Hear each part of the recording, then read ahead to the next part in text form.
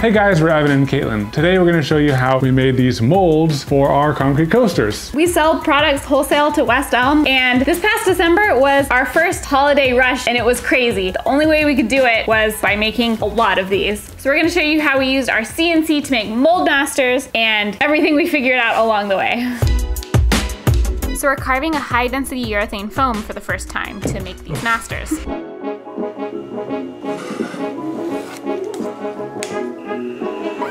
Go that way.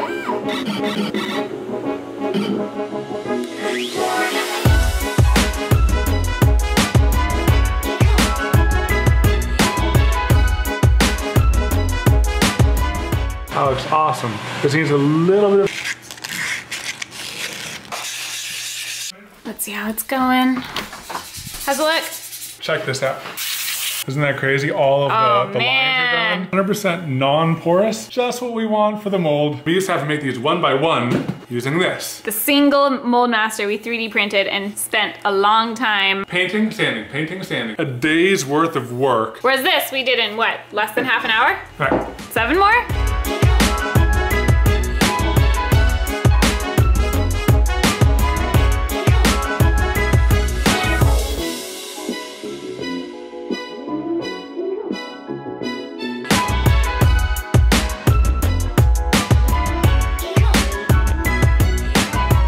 So why go through all of the upfront work of making masters and making molds to make concrete coasters when theoretically we could just cut out some wood coasters on the X-Carve? And the reason is concrete batches and scales really easily. It's just as easy to make a huge batch as it is to make a single individual batch. So we can make a lot of coasters and it's really cheap as a material.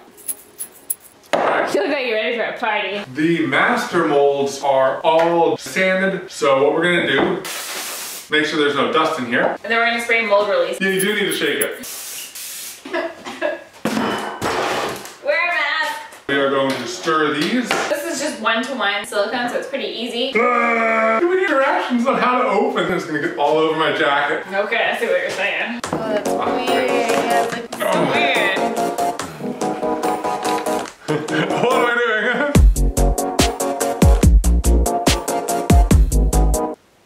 Oh, jeez. Ah! Ah!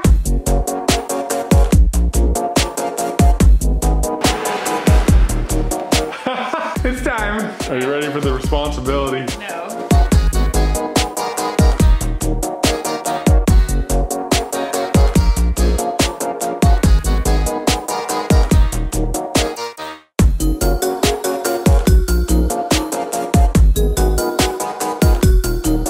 So we're gonna try vibrating this, seeing if we get any bubbles out.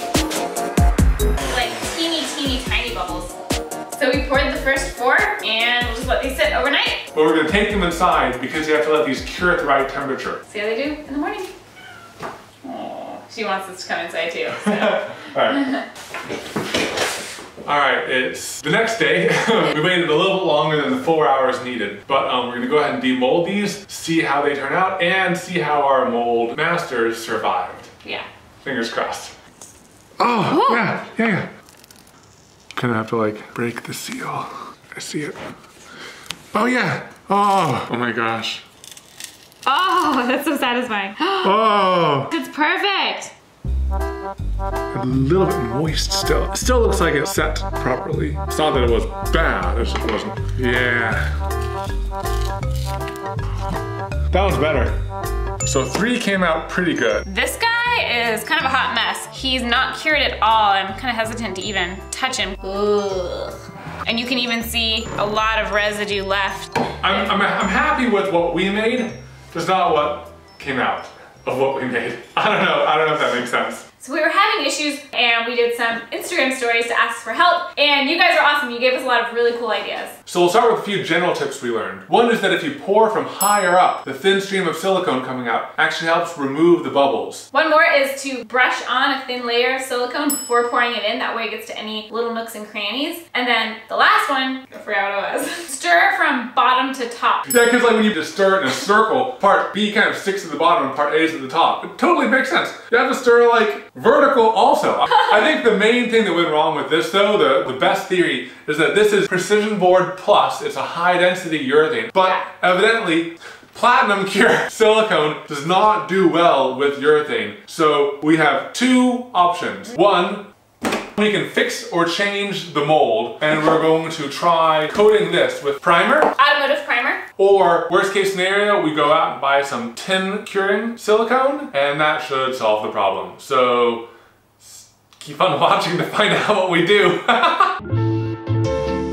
I'm just prepping this wood mold that we made so that we can test doing the automotive primer here and seeing if the silicone works with the automotive primer as a base before we spray it onto our actual precision board plus.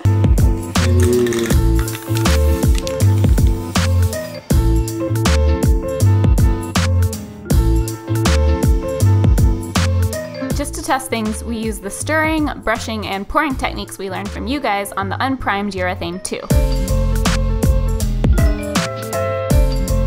Look at that. That is so clean. All right, this looks great, but before we jump to any conclusions, let's test this that we poured at the same time. Because we applied some of the new tips and techniques we learned to both of these. So let's see if it was the tips and techniques or the mold material. Yeah.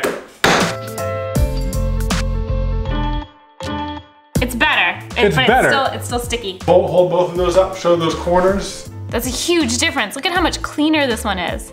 That is so crisp. Okay, so our silicone type and the material we made the mold masters from is incompatible. So I think the way we're going to move forward from this is to paint over this and create a barrier between the mold master and the silicone. Using the same primer that we did for this one. The adventure continues.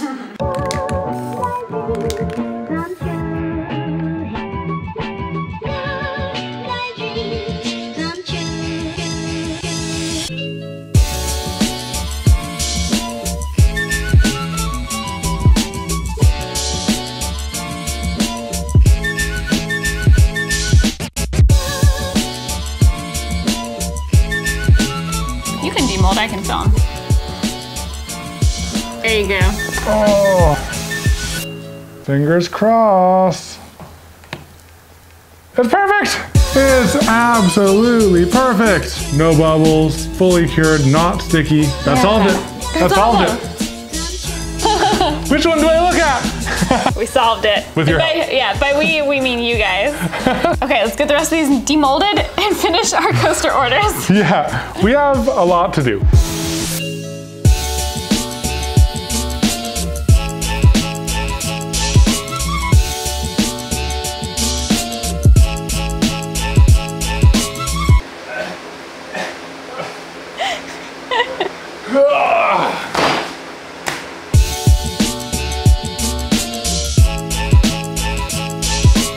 When you're mixing concrete, a little bit of water goes a long way. You can add a bit more mix and/or water as you go till you get the right consistency. Then agitate the molds to remove bubbles. This looks weird.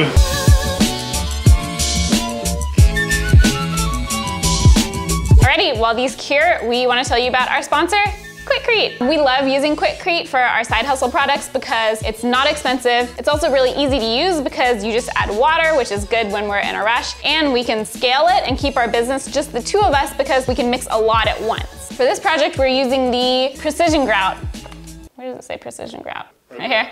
Because it's really strong and we have to ship these to various West Elms around Texas and we don't want them to break. Now we just have to wait for these to dry and then we can start packing our orders. You can remove the form from the molds a little bit early, but let them fully cure before painting.